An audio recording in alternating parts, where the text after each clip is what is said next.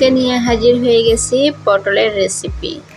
এটা বানানো খুবই সহজ এবং সুস্বাদু হয়। যারা বানাতে পারেন না বা স্বাদ হয় না, রেসিপিটা ফলো করতে পারেন। আর যারা পারেন তারা তো পারেনই। একদম সহজ এবং শর্টকাট হয়ে যায়, সময়ও লাগে না। 10 মিনিট হলেই পটলের রেসিপি হয়ে যায় দুর্দান্ত। হোটেলকেও হার মানাবে এমন পটলের রেসিপি। একটা রেসিপি থাকলেই ভাত চেটে ফুটে খেয়ে ফেলতে পারবেন। দেখে নিতে পারেন আমি কিভাবে বানিয়েছি এবং কেমন লোভনীয় হয়েছে। আপনারাও এভাবে রেসিপিটা ট্রাই করতে পারেন। ভিডিওটা ফুল দেখবেন, স্কিপ করবেন না। আছে এতে লাস্টে অনেক টিপস আছে, কিভাবে আমি এত স্বাদ করছি, কিভাবে আমি এত স্বাদ করে রান্না করছি, কেমনে করছি, এটা আমি বলে দেব।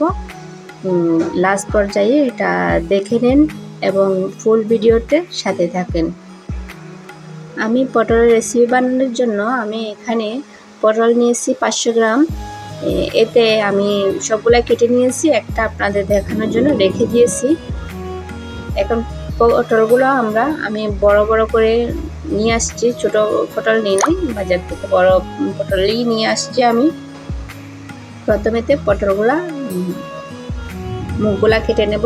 মাঝখানে পাশ আমি যেভাবে কেটেছি একটা গ্রেটার দিয়ে যেভাবে কেটেছি ওভাবে করে কেটে নেবেন, বড় বড় করে। আমি একদম সিলে পরিষ্কার করে নিই নাই, আমি কাটার আগেই ধুয়ে ফেলেছি, কেটে আর ধুবো না। এখন কেটে রেসিপি রান্না করে ফেলবো।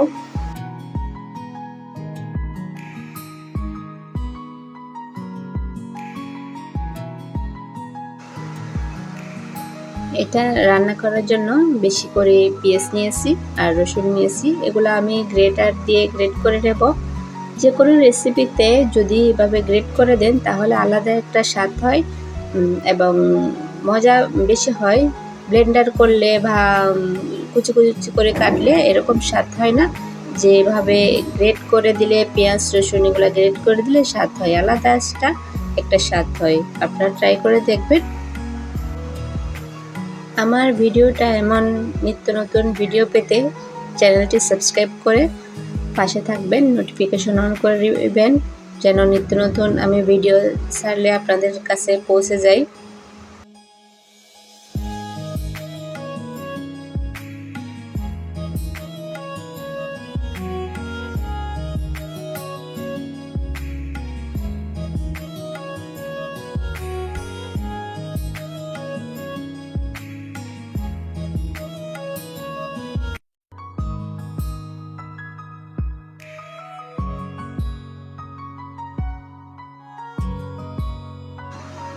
এক এক করে আমার সব রসুন গ্রেট করা হয়ে গেছে। এখন আমি গ্রেট করব পেঁয়াজটাও একইভাবে সবগুলো পেঁয়াজ আমি গ্রেট করে নেব গ্রেটার দিয়ে। ভালোবেসে রান্না করলে সব কিছু স্বাদ হয়, মাছ মাংস কোরমা বিরিয়ানি। আপনি যদি ভালোবেসে না রান্না করেন না, কিছুই স্বাদ হবে না। একদম সবজিও আপনি যদি ভালোবেসে রান্না করেন দেখবেন মাছ মাংস কোরমা বিরিয়ানির চাইতেও অনেক স্বাদ হবে, যেটা আমি করি।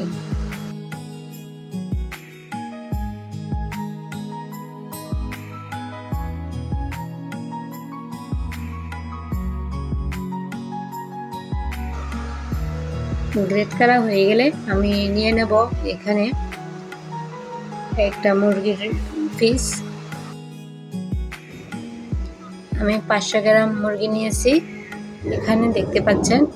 কারণ মুরগির পিসগুলো আমি একদম ছোট ছোট করে কেটে নেব, বড় রাখবো না, ছোট ছোট করে রাখবো। মুরগি দিলে পটল রেসিপিটা একটু স্বাদ হয় বেশি। পটল এমনি রান্না করলে স্বাদ হয় না, মাছ মাংস যে কোনো কিছু দিয়ে সাথে রান্না করলে স্বাদ হয় ভালো।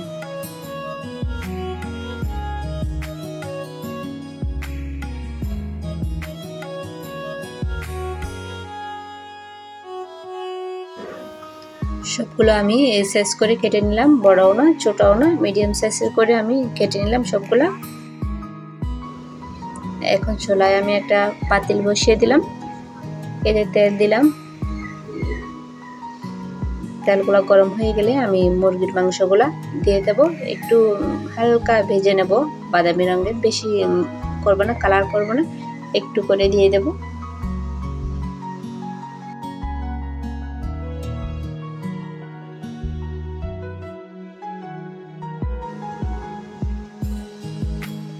এগুলো একটু নাড়াচাড়া করে দেব।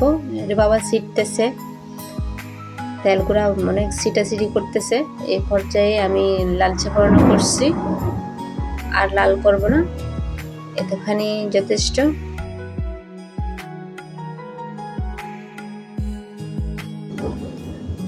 আমি উপরে আরেকটা পাটিতে তুললাম না, এক পাশে করে আমি রেখে দিলাম, কারণ আমার পাতিলটা অনেক বড় আছে। আমি পাশে পেঁয়াজ রসুনগুলা দিয়ে দেবো কষানোর জন্য। ওগুলা ভালোভাবে কষাই নেব আমি। এতে গ্যাস সাশ্রয় হয়, দুবার নিলে তো দুবার গ্যাস লাগবে, এখন গ্যাস সাশ্রয়ের জন্য একসাথে দুইটা করে ফেললাম।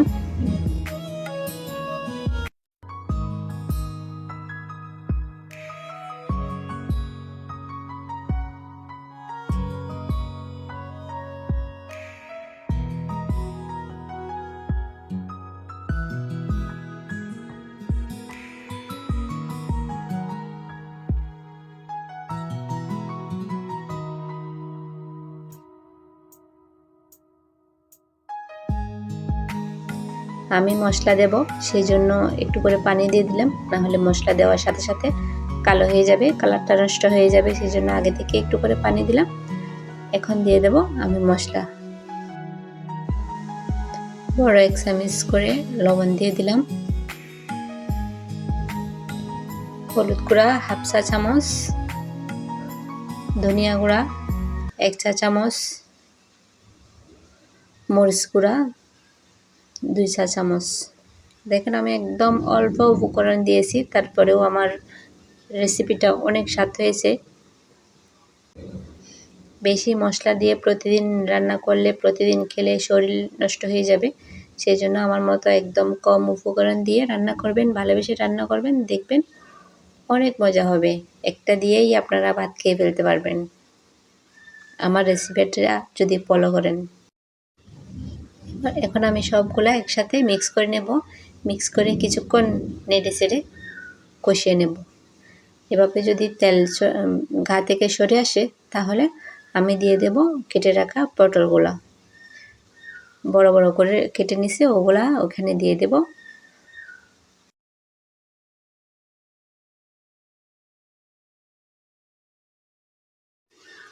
নেড়ে চেড়ে দেব, কিছুক্ষণ কষাই দেব, ঢাকা চাপনা দিয়া কিছুক্ষণ কষাই দেব সব মশলা আর পটল। একটু পানি দেওয়ার আগে একটু কষাবো। আমি 2 মিনিট মতো কষিয়েছি, এখন দিয়ে দেব পানি। আমি পরিমাণ মতো যেগুলা লাগবে যতখানি, ওগুলা ততখানি পানি দেব। পানি একটু আমি বেশি দেব, কারণ হচ্ছে এগুলো সিদ্ধ হতে হবে, যেহেতু আমি বড় করে রাখছি, সিদ্ধ হতে হবে, সেই জন্য পানি দিয়েছি বেশি। পরে এগুলো আমি জাল বেশি দিয়ে টেনে ফেলবো। সিদ্ধ যদি না হয়েও পটলের মধ্যে কিছু না ঢুকলে খেতে স্বাদ লাগবে না, তাই পানি বেশি করে দেওয়া। আমার ভিডিওর যদি কোনো অংশ যদি ভালো লাগে, তাহলে চ্যানেলটি সাবস্ক্রাইব করে পাশে থেকে যেতে পারেন। এখন আমার হয়ে গেছে পটল রেসিপি। এখন ধনিয়া পাতা দেব, দিয়ে সার্ভ করে নেব। লবণ দেখে সার্ভ করে নেব।